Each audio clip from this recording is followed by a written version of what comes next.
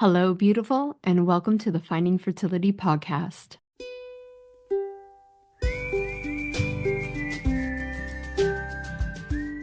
I'm Monica, your mentor in uncovering the hidden layers of your fertility journey. Together, we'll discover the right path for you within the 6 essential steps to creating the family of your dreams. We'll ditch the overwhelm, tune into your intuition, and build a vibrant foundation for your fertility. Whether it's through gut health, subconscious healing, or energetic alignment, you can unlock your body's natural power to get and stay pregnant. Your fertility journey is all about radical responsibility and deeply believing that your body is on your side. It's time to stay consistent, embrace trust, surrender, and create the transformation you deserve. Finding Fertility does not diagnose, prescribe, or treat any fertility issues. What we do is empower you to take control of your health by uncovering the root causes holding you back. Let's do this together. Happy Friday, y'all. Welcome back to another episode of Finding Fertility. I'm your host, Monica Cox, and I am so honored you are here becoming the conscious mama you were born to be.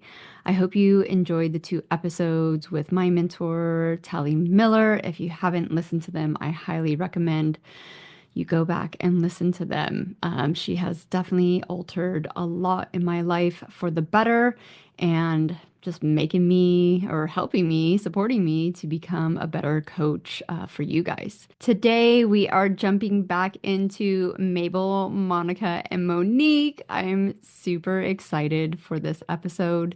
But before we drop in, we are going to do a grounding meditation for releasing the addiction to busyness. So as always, find a quiet space. If you're driving, please do not take your hands off the wheel or shut your eyes. Everyone else, sit comfortably, plant your feet on the ground, and take a deep breath in. And exhale slowly.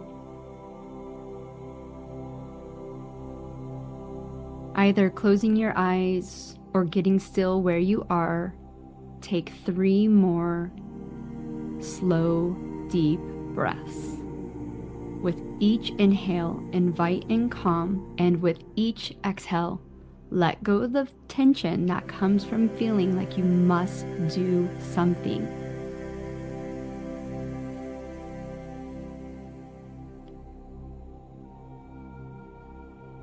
Imagine with every breath, you are gently untangling yourself from the invisible cords of urgency, productivity, and the need to prove your worth through actions.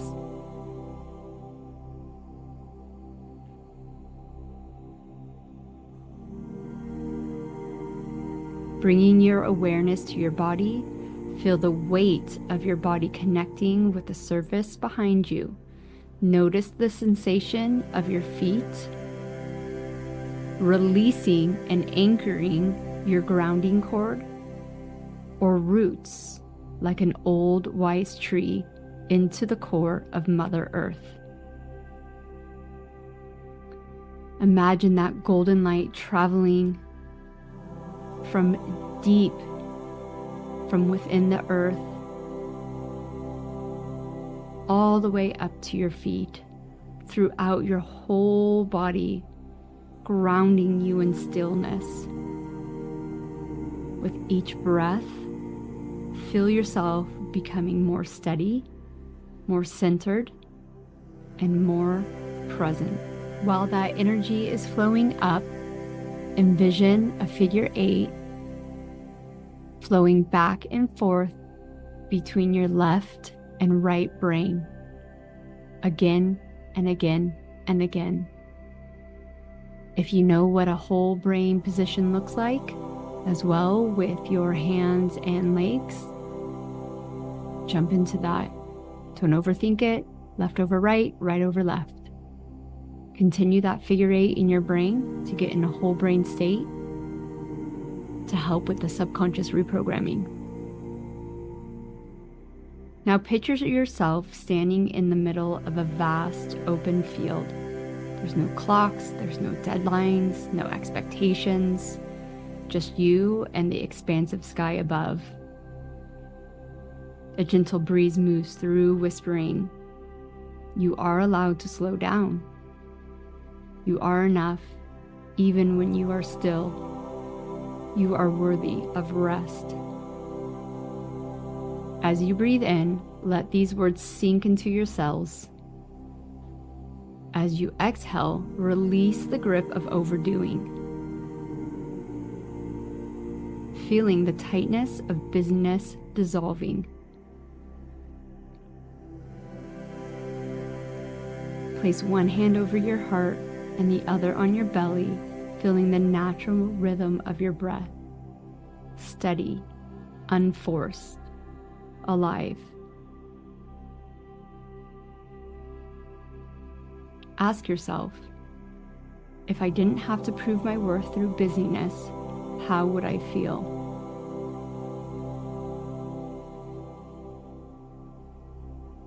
Let the answer float up with no judgment. And trust that it is safe to slow down, to listen, to simply be.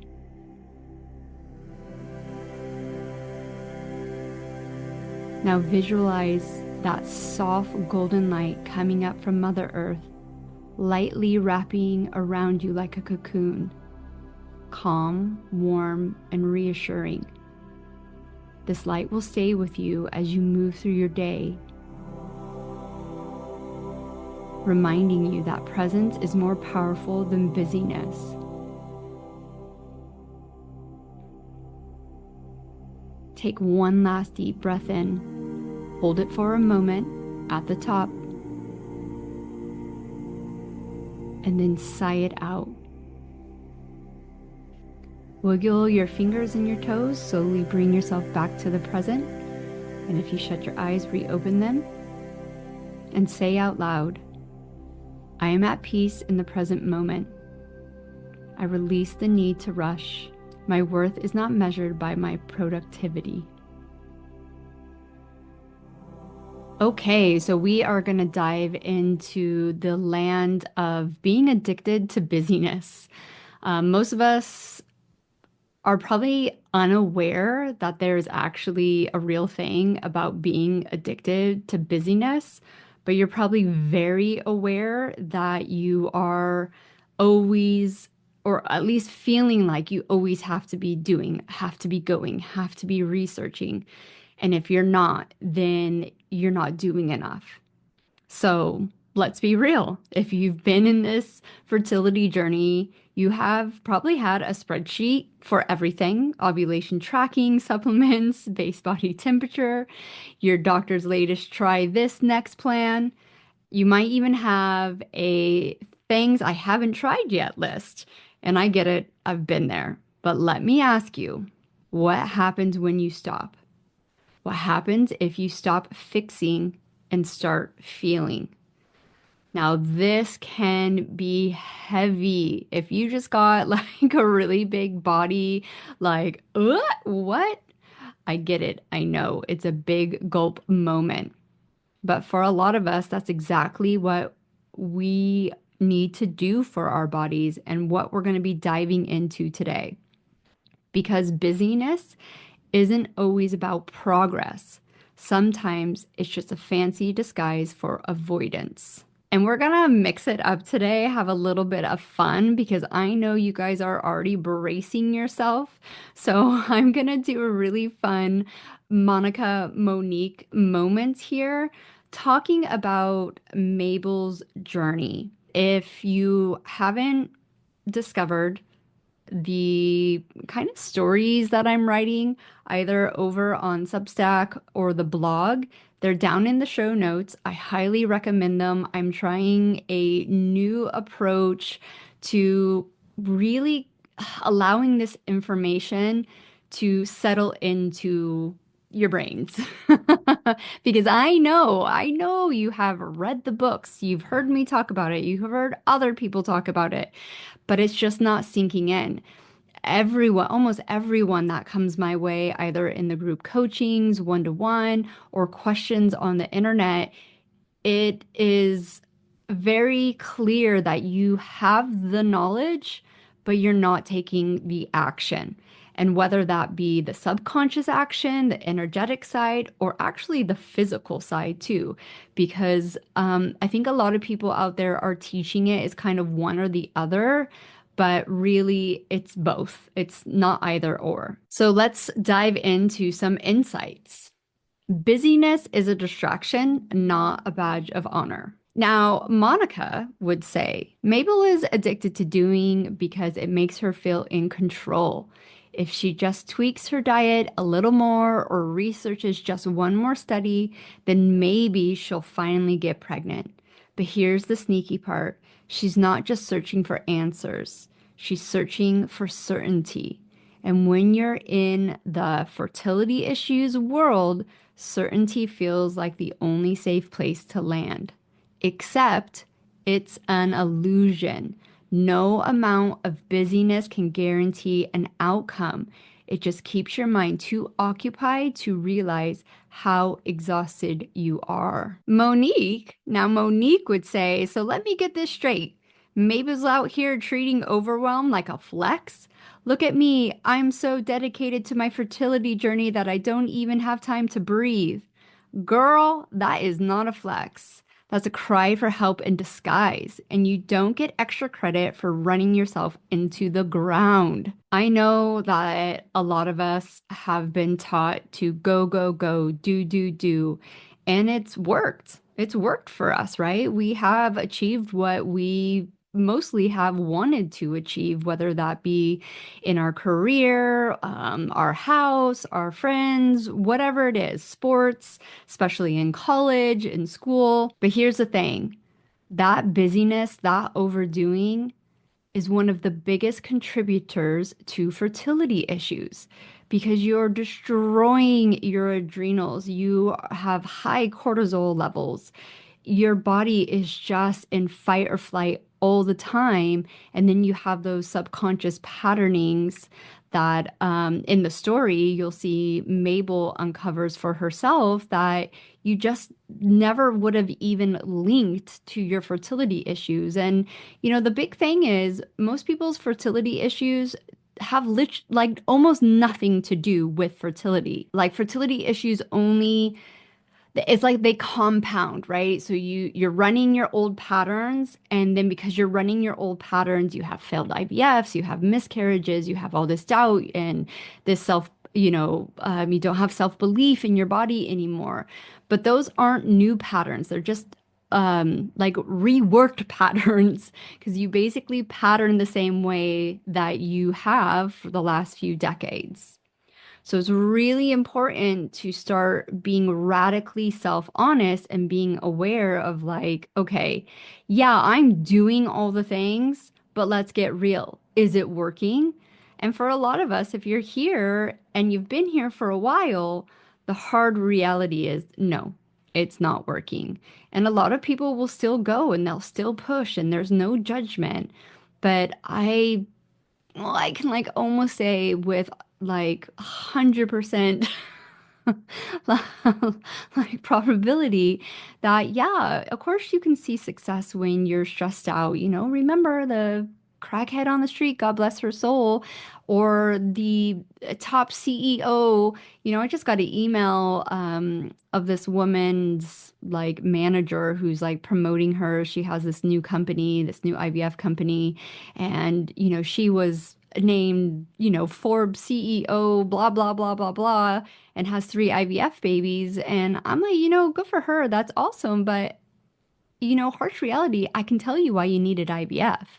Not because you really needed it, but probably because your career was more important than your health. So, anyways, that was a side note. Let's move on. Insight number 2 is overscheduling is avoidance in disguise. So Monica would say, here's the thing. Mabel isn't just busy because she wants to be. She's busy because slowing down feels terrifying. If she stops doing, then suddenly there's space for all those emotions she's been avoiding: grief, frustration, disappointment. And trust me, I know how much it sucks to sit with those. But avoiding them doesn't make them go away. It just makes them show up in other places. like frustration with your partner, resentment towards your body, or a deep underlying sense of failure that no amount of busyness can fix. Now, Monique would say, Mabel, honey, let's call it what it is. You're stuffing down your emotions the way I stuff chips into my mouth when I say I'm just gonna have a handful, and suddenly the whole bag is gone. You can pack your schedule to the brim, but eventually that grief, that anger, it's coming for you. And if you don't deal with it, it will deal with you. And here's the harsh reality. And I learned this, and this is what pushed me into the subconscious part of what I coach on and what I help you guys with is even after I had my babies, right? 8 years, a lot of struggle. I thought I was going to be Mary Poppins. I thought I was going to be the Pinterest mom. Before I had my children, my career was in early education. I have an honors degree in it. And the subconscious patterning and self-doubt, and I have to prove my worth from being busy and always doing, really took a toll on me being a mom, me being able to be present and just be with my kids, and even on my relationship. So these things that maybe we are avoiding, and especially through things like overscheduling and being busy, they will show up again. And sometimes they'll show up in a harsher way because really, when we are pushed into uncomfortableness, that's kind of, the way the universe just naturally, it's not a test, it's not punishment, it's not any of that. It's just the way the universe will work of like, here's some uncomfortableness to wake you up, to show you or make you feel or make you see that you have to shift. And it can be bypassed. Absolutely. I mean, like that's what IVF is doing for a lot of women. It is bypassing the really big need for women to reclaim their body, their empowerment, their mind, their womanhood. Um, but it will show up later in life. The statistics of the observations out there, especially with children's health, are very clear.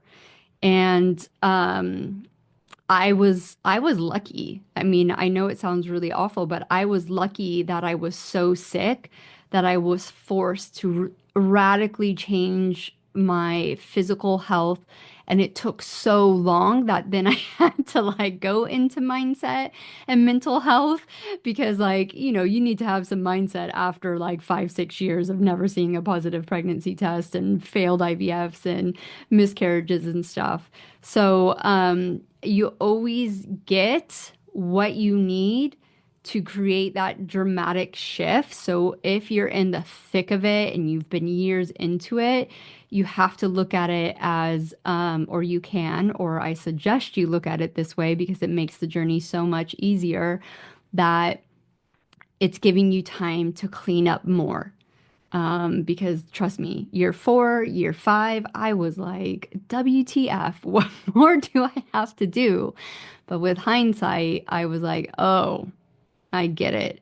And it set me up to have the consciousness that when I started getting into all the subconscious patterning because my kids were triggering me, I was able to do it and not just go back to old patterning and old habits. So let's move into insight number 3. Healing requires space, not just action.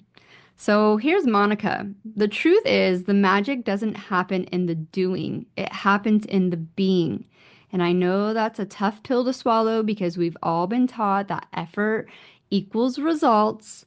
But in the fertility issue space, sometimes effort equals stress, and stress equals roadblocks. True healing, whether it's emotional, physical, or spiritual, happens in the moments you actually let yourself feel, process, and release. Time is your biggest ally, which I know sounds ridiculous because most of us feel like we're against this timeline with our age, but that's literally an illusion. And if you give yourself time to heal and take the action steps that you've put into place, you will actually gain more time back in the long run too. You'll gain time back because you'll be healthier. Your child, the chances of your child being healthier are way higher because you're massively improving your mitochondria, your cellular health. And so you are going to spend way less time in hospitals. I mean, anyone who's done IUI and especially IVF, you know how time consuming. It's like a freaking part-time job, sometimes a full-time job doing that stuff. So remember that time requires space, it requires stillness and a willingness to be present with whatever comes up. So Monique is coming in with some fire. Oh, so you're telling me that maybe, just maybe, running around like a headless chicken isn't the fast track to healing?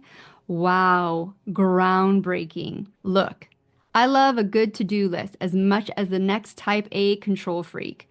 But at some point, you have to admit that it's just all noise. And if you don't give yourself permission to slow down, your body will do it for you. Ever heard of burnout? Yeah, your uterus doesn't like that. Nothing likes that in your body. I have had women in the community who are barely making it with major adrenal fatigue and just so burnt out. And they know the only reason that they're even functioning is because they have all these holistic things in place, but they're not ready. They're not willing to just take that really that major next leap. And whatever that is in your life, sometimes that is the scariest part, that real deep surrender to how your life has been running and how you set it up, and the ability to, really just let go of it all in a way that feels manageable and right for you, right? I think in this story, I think I should know because I wrote it. Um, I talk about how I quit my job. I mean, the circumstances worked, but it was a really big thing for me not to work and not make my own money and all of those like blah blah blah stories.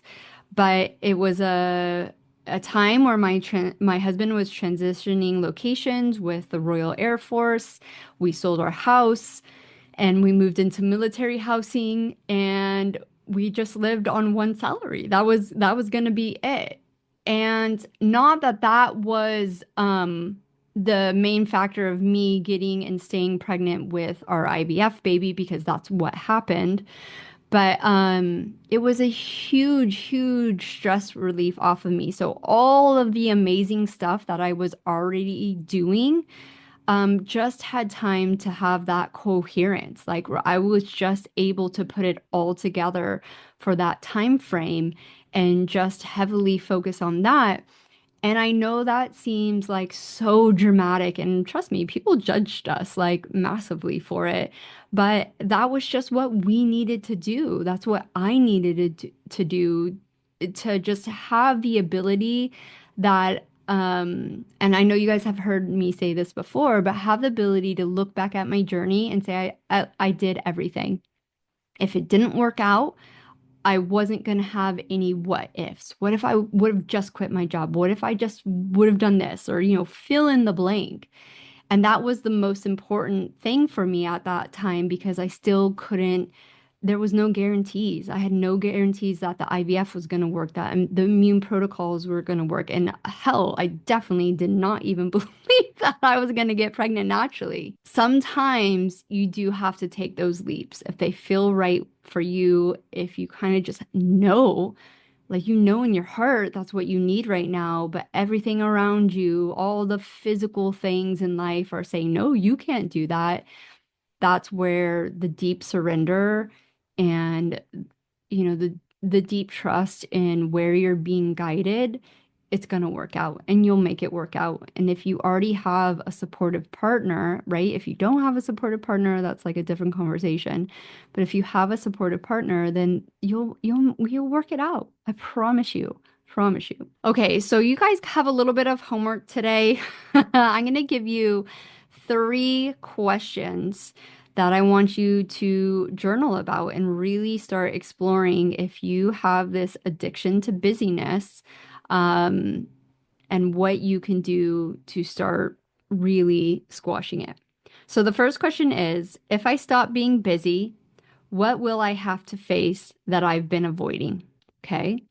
Second question, how do I start slowing down without feeling like I'm losing control? And what happens when I finally make space for the emotions I've buried? And that is the perfect question to get into next week's podcast episode and story with Monica, Monique, and Mabel. We're going to be talking all about buried emotional baggage. And to stay in like the funness of this episode, I'm going to do a little bit of Monica and Monique again.